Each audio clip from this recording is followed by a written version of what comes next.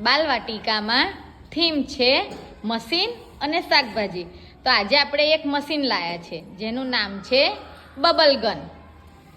આજે છે joyful Saturday, એટલે જોયફુલ સેટરડેમાં આપણે શું કરવાનું? ફૂલ મસ્તી. ચલો સ્ટાર્ટ કરો બબલ ગન કો.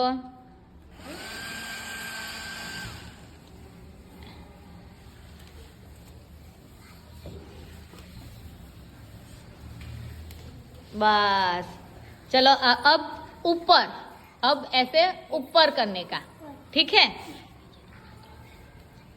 Start start. ऐसे ऐसे ऐसे इस तरफ, बच्चों की तरफ. बस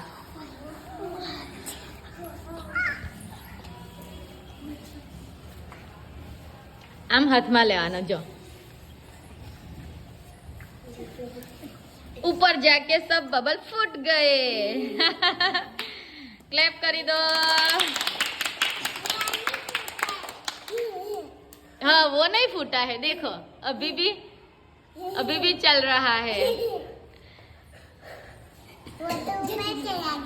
ऊपर चला गया. Very good. हसो, બધા ક્લેપ કરી દો.